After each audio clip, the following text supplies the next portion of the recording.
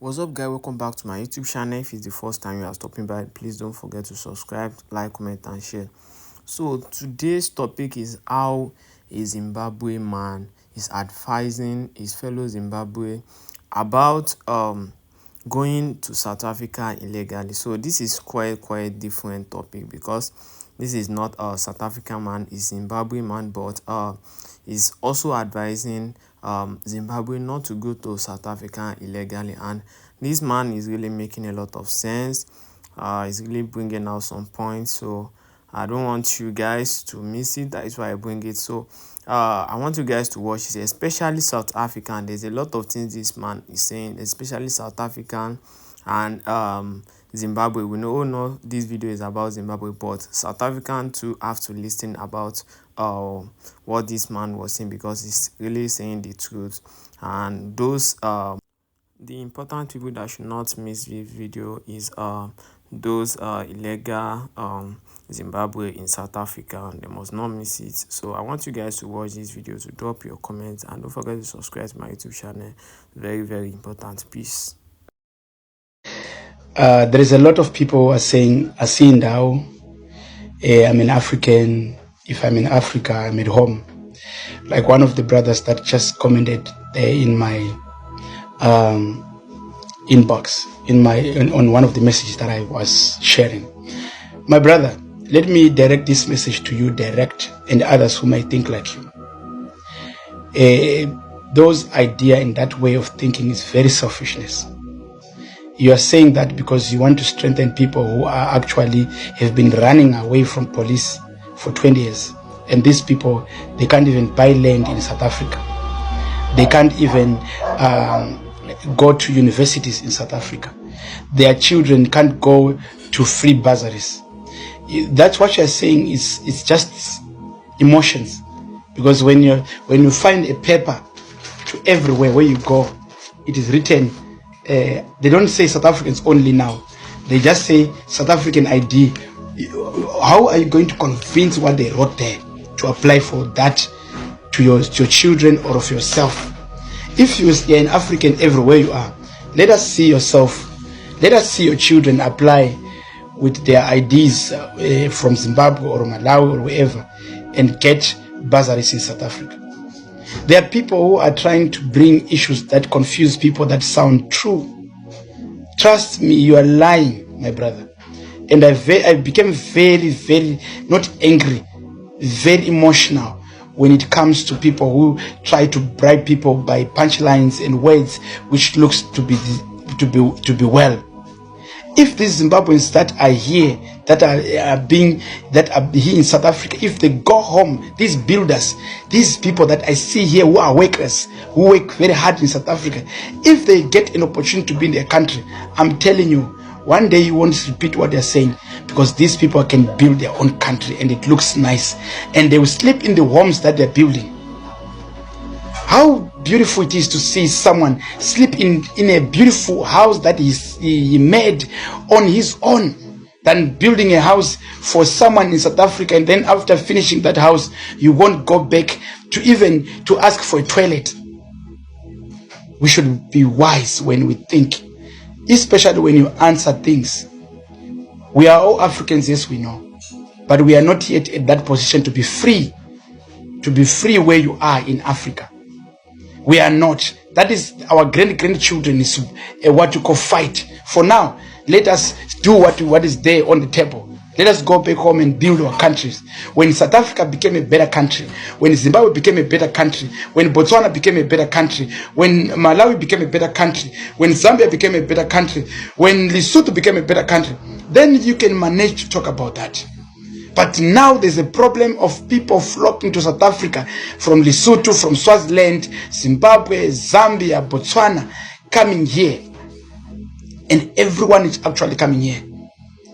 And that's why you see the South African government cannot accumulate us all. They really know that if they take us all into their system, they are going to fight a challenge and lose position and power in their parliament.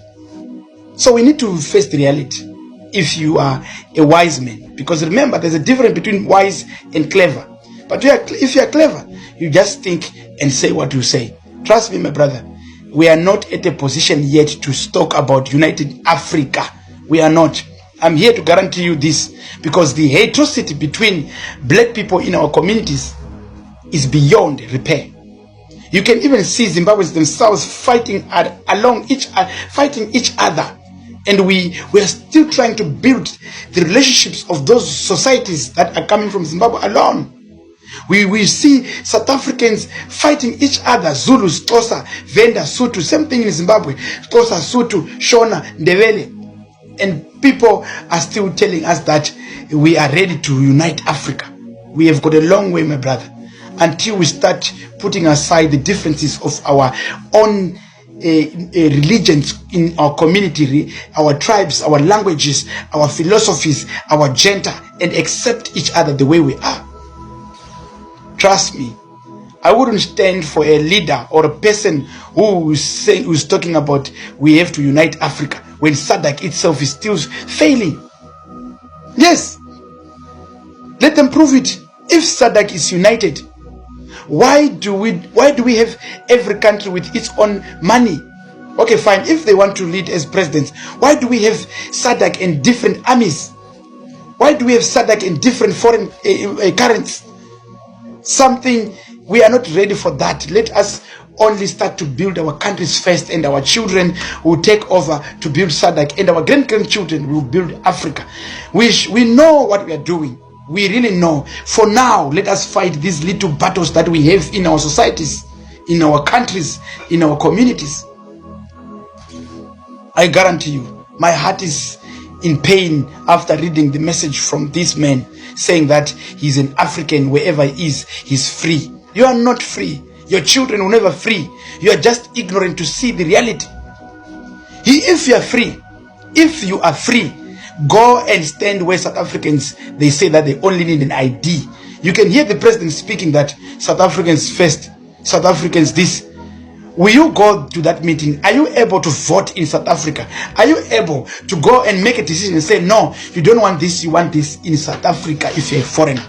It means that you are not yet free to make decisions. People has to make decisions for you. And they will think and boycott and fight for you whether they want you or they don't want you.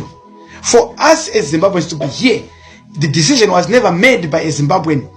It's South Africans who are in their parliament fighting for us, other one fighting us. So it's a debate between South Africans. We are not here to make decisions. That's why we are begging to say, please, we want to go back home. Can you help us so that we go back home and we go where we can stand with our president and put our views and opinions on the ground where we own and they have rights.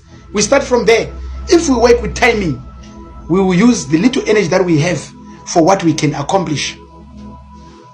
Africans, let's stand up and think here. You cannot fight a national problem when you are failing your family problem. You can't fight a family problem if you are still failing a personal problem. I think the way you speak, my brother, I see you still have a personal problem. You want to make it an international problem. We are not yet ready to unite Africa. That's why I'm calling Zimbabweans to go back home first and prove to themselves that they are ready to unite with other countries, because right now we cannot unite with other countries when we are in their countries for refugees, for refugee purpose. I'm here to guarantee you this, and I speak this very bold, that we are not ready. Let us use the little energy we have for the uniting of our communities.